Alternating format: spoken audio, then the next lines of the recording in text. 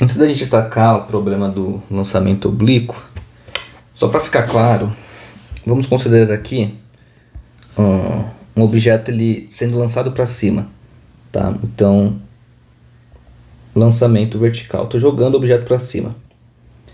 Lançamento vertical. Então aqui eu tenho o valor da velocidade dele e o tempo transcorrido quando o objeto está subindo. Então vamos supor que um objeto ele seja lançado verticalmente com a velocidade... Deixa eu colocar um azul, faz tempo que eu não uso um azul. Uma velocidade de 60, tá? Unidade medida é metros por segundo e o tempo aqui é em segundos. Então quando o objeto sair da minha mão a 60 metros por segundo, eu disparo o cronômetro. Então o cronômetro vai marcar 0 segundos. Passado 1 segundo, qual que vai ser a velocidade do objeto? Ora, eu estou jogando o objeto para cima com uma certa velocidade e eu sei que a gravidade ela aponta no sentido contrário. E a gravidade, né, a aceleração da gravidade, ela vale 10 metros por segundo ao quadrado. Como a minha velocidade e a aceleração da gravidade elas são contrárias, então eu estou no movimento desacelerado. Ou seja, a minha velocidade vai começar a cair. E o quanto que ela vai cair? Ela vai cair exatamente 10 metros por segundo ao quadrado. Então eu joguei meu objeto para cima, depois de 1 segundo ele vai desacelerar de tal modo que ele vai perder uma velocidade de 10 metros por segundo. Então de 60, depois de 1 segundo ele vai para 50. Passado mais 1 segundo, quando o meu relógio marcar 2 segundos, ele está subindo, a gravidade puxa ele para baixo com uma aceleração de 10 metros por segundo ao quadrado. Como a aceleração é contrária à velocidade, a velocidade diminui 10 metros por segundo. Então ela vai para 40. Passado 3 segundos, minha velocidade vai cair para 30. Passado 4 segundos, minha velocidade vai cair para 20. Passados 5 segundos, a velocidade cai para 10. E depois de 6 segundos, a velocidade cai para 0. Ou seja, é nesse ponto aqui que o objeto ele atinge a altura máxima. Então o tempo que leva para o objeto atingir a altura máxima é 6 segundos. Se a gente fosse fazer esse mesmo cálculo usando a equação V igual a V0 menos, menos porque a velocidade e a gravidade têm sentidos opostos. Então quanto tempo leva para o objeto atingir a altura máxima? Ora, velocidade final na altura máxima é 0. Velocidade inicial é a velocidade que eu joguei ele, vale 60. Menos G, que é a gravidade, vale 10 vezes T. Então vai ficar 10T igual a 60. Consequentemente, T é igual a 6 segundos. É só passar o 10 dividindo.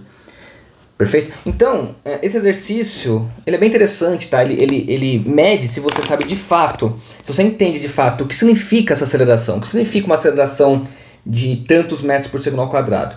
Significa que a cada segundo a sua velocidade ela aumenta ou diminui esse valor determinado pela aceleração. Tá bom? Agora sim, estamos aptos para nós analisarmos, começarmos. Acho que se eu for falar tudo nessa aula vai ficar muito longa. Então, movimento oblíquo. Movimento oblíquo. O movimento oblíquo ele vai ser uma composição de movimentos, onde o meu objeto ele se move tanto na vertical quanto na horizontal. Então, vertical é o eixo Y e horizontal é o eixo X, né? Então, basicamente, o movimento oblíquo, a gente vai separar as equações em X e em Y. Por isso que eu estou desde o começo tratando as equações do movimento como em X, como X e Y, tá? Lembrando que a partir de agora, na verdade que eu falei só aula passada, o que for Y vai ser vertical, o que for X vai ser horizontal. Tá? Lembrando que você pode usar S quando você quiser. Então, eu tenho um objeto aqui, a gente sempre pode colocar ele na origem do nosso sistema de referências.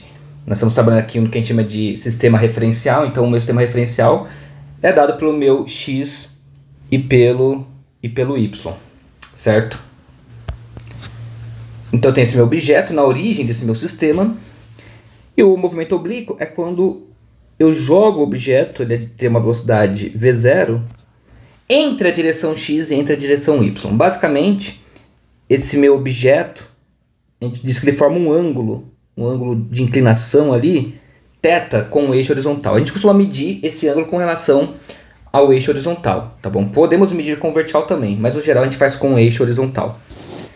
Ora, lembra que esse v é um vetor, né? Então nós podemos tratar x e y como as direções ali do meu vetor. Então, sendo um vetor, a gente pode fazer a decomposição desse vetor na direção x e y. Então, deixa eu redesenhar aqui um pouco maior apenas. Essa é a direção do meu vetor v0. Aqui eu tenho a direção do eixo x.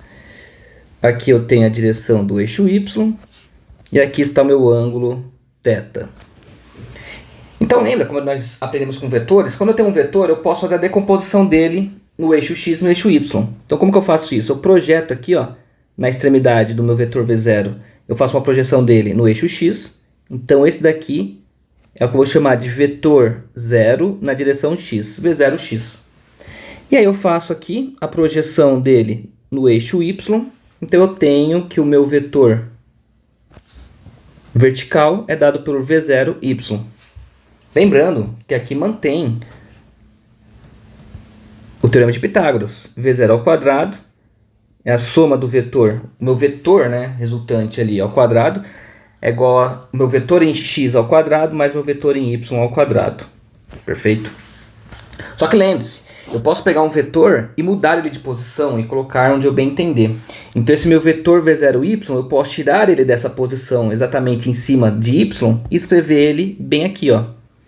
Então eu posso transladar meu vetor. Se eu só translado, ele continua sendo o mesmo vetor. E escrevo ele aqui.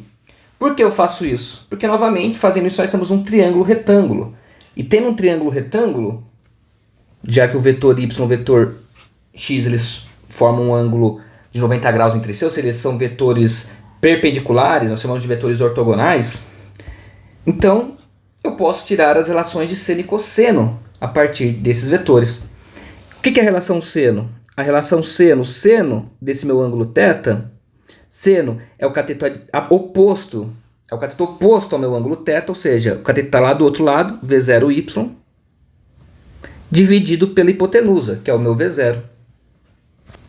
Isso quer dizer que, se eu tiver a velocidade no v0 apenas e quiser calcular quanto que é essa velocidade no eixo vertical, eu vou escrever que a velocidade no eixo vertical é a velocidade v0 multiplicada pelo seno de θ. Então, essa equação aqui, ela descreve a velocidade do objeto somente no eixo vertical. Agora, vamos tomar o cosseno. O cosseno do ângulo. O que é o cosseno do ângulo? O cosseno de θ é o cateto adjacente a ele, ou seja, o v0x, dividido pela minha hipotenusa v0.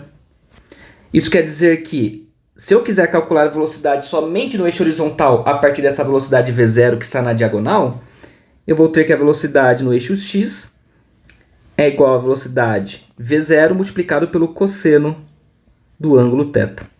Perfeito? Então são essas duas equações que a gente vai utilizar aqui. Tá bom? A primeira equação, ela descreve a velocidade na vertical e a segunda equação descreve a velocidade na horizontal. Muitos problemas, eles fornecem apenas esse v0 e o ângulo, tá? Eles não fornecem o valor de v0y e v0x. E aí é só você calcular. Se você quiser calcular a velocidade vertical, você vai pegar o valor de v0 e multiplicar pelo seno do ângulo. O valor na horizontal, você vai pegar o v0 e multiplicar pelo cosseno do ângulo, tá? Outros problemas não, eles já fornecem os valores de v0 e de vx, aí você não precisa se preocupar com ângulo nenhum, tá? Mas vamos trabalhar aqui com um caso mais geral, onde eu tenho a informação do ângulo e a partir disso consigo obter as velocidades v0, y e v0x. Então, para a gente prosseguir, é importante a gente ter em mente duas coisas. Se eu fizer uma projeção da velocidade se movendo na horizontal, certo? Eu só joguei o objeto. Perfeito? Eu joguei o objeto, né, digamos que aqui esteja eu novamente, e aqui, ó, eu joguei o objeto dessa posição, tá? O que acontece é o seguinte, o objeto está subindo ao mesmo tempo que ele está indo para frente, certo? Mas quando eu só jogo o objeto para frente, digamos que esse eixo X comporte como uma mesa mesmo, tá? Uma mesa sem atrito, a gente não estudou atrito ainda, mas uma mesa perfeita, onde o objeto ele pode se mover infinitamente ali. Pensando nisso, a gente tem que ter em mente que, uma vez que eu só joguei o objeto para frente e não tem mais nada agindo sobre ele, esse objeto ele vai tender a continuar se movendo sempre para frente, com a mesma velocidade, certo? Se eu pego uma bolinha e faço ela rolar sobre uma mesa, de novo, tá? Quem está considerando o caso ideal. Mais para frente a gente vai ver o caso um pouco mais real, onde eu tenho o que a gente chama de atrito, tá? Mas desconsiderando o atrito, qualquer outra coisa, se eu fazer uma bolinha rolar numa mesa, e essa mesa for ideal, essa bolinha vai rolar para sempre, sempre com a mesma velocidade, supondo que essa mesa seja infinita, tá? Então, o movimento no eixo X, ele é um movimento uniforme. Então, em X eu tenho um movimento uniforme, onde o objeto se move sempre com a mesma velocidade. Já no eixo Y, isso não acontece. Porque por mais que eu tenha um mundo ideal sem atrito, sem dissipação de energia e por aí vai, quando eu jogo meu objeto para cima, a gravidade puxa ele para baixo. Isso quer dizer que o objeto vai começar a subir, subir, subir, até ele parar e ele começa a cair. Ou seja, no eixo vertical, eu tenho aceleração. Como a aceleração é constante, consequentemente eu tenho um movimento uniformemente variado. Perfeito? Isso é importante a gente fazer essa separação. No eixo X, no eixo horizontal, de um movimento oblíquo, o movimento ele é uniforme. Já o eixo vertical no meu movimento oblíquo, o movimento ele é uniformemente variado. Ou seja, no eixo X eu não vou considerar variação de velocidade. Em outras palavras, no eixo X eu não trabalho com aceleração. No eixo Y eu trabalho com aceleração. Perfeito? Então, em X, na direção X, eu tenho simplesmente o meu movimento uniforme. Consequentemente, a única equação que a gente vai usar para o eixo X é essa daqui. X igual a x0 mais vt. Tá? Esse v é a velocidade no eixo X. Vou até escrever v0xt. Tá? É que para eixo X não faz sentido eu falar v0x, sendo que, sendo um movimento uniforme, ela vai continuar sendo sempre a mesma. Tá? Mas só para ficar de acordo com o que a gente demonstrou anteriormente aqui, então eu vou usar o v0x. Mas esse v0x ele vai ser sempre o mesmo valor. Não tem outra equação. O movimento uniforme, como nós já aprendemos, é simplesmente essa equação. Já em Y eu tenho o movimento uniformemente variado. Eu tenho uma aceleração constante. E a aceleração constante é a da gravidade. Então, as equações que eu tenho, a equação do espaço, y igual a y0 mais v0y vezes t, certo? No geral, como a gente está jogando o objeto para cima, eu já vou escrever aqui com o sinal negativo. Então, menos, nem sempre vai ser com o sinal negativo. Na verdade, eu vou, para confundir menos, eu vou deixar com mais mesmo. Tá? Já poderia ter colocado o sinal de menos, porque é o mesmo caso que nós vimos anteriormente. Se a velocidade está para cima e a gravidade está para baixo, como é o caso aqui, eu posso inverter o sinal da aceleração. Mas por enquanto eu não vou inverter, tá? Então, y igual a y0 mais v0yt mais g, que é a gravidade, t ao quadrado sobre 2. É a equação da posição no movimento uniformemente variado. Qual outra equação que eu tenho no movimento uniformemente variado? Eu tenho a velocidade. Eu tenho que a velocidade final em y é igual à velocidade inicial em y mais a gravidade vezes o tempo. Certo? Nós temos essa equação. V igual a V0 mais AT. E nós também temos, por que não, a Torricelli. V ao quadrado, velocidade final ao quadrado, em y, né? É igual a velocidade inicial em y ao quadrado, mais 2 vezes a aceleração multiplicado pela variação do espaço, que nesse caso é ΔY, porque o movimento é na vertical. Ok? Então, para o movimento em y nós temos 3 equações, para o movimento em x nós temos apenas uma equação. E agora, o que a gente vai fazer é desenvolver... Ou melhor, eu gosto de tratar isso como se fossem exercícios, tá? Embora eu não vou colocar valor de número aqui. Depois a gente pode até jogar um valor de número, você pode jogar o valor que você quiser. Mas esses exercícios que eu falo, eles são exercícios para a gente deduzir expressões relacionadas ao movimento oblíquo. Eu acho que quando a gente faz essas reduções, a gente aprende bem mais do que simplesmente tentar decorar uma fórmula e aplicar ela. Tá? Essa aula em específico, lembra que eu falei lá no começo que não são todas as equações aqui que eu vou fazer uma redução. Mas sempre que eu paro para ensinar movimento oblíquo, eu acho importante e interessante nós deduzirmos as equações do movimento oblíquo. Que na verdade assim, tá? É uma dedução entre aspas. Porque na verdade a gente vai estar sempre usando essas equações. X igual a x0 mais vt e as y igual a y0 mais vt e por aí vai. Tá? São simplesmente essas equações. O que eu vou fazer aqui é apenas inserir no x a equação da velocidade em x, caso a gente precise dela. Então, v0x é igual a velocidade na diagonal multiplicado pelo cosseno de θ. E aqui, né, vou inserir então que a velocidade v0y é a velocidade ali na diagonal multiplicado pelo seno de θ. Então, aqui estão as equações que nós precisamos. Que, de novo, não são nenhuma equação nova. Talvez as únicas equações novas assim são essas duas, tá? Mas elas são lá da trigonometria e da composição de vetores. Mas de resto, são equações que nós já aprendemos. Perfeito? Então eu vou parar por aqui essa aula para não estender muito.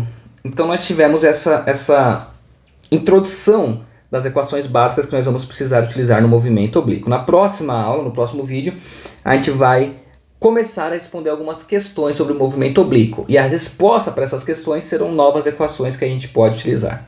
Então até mais.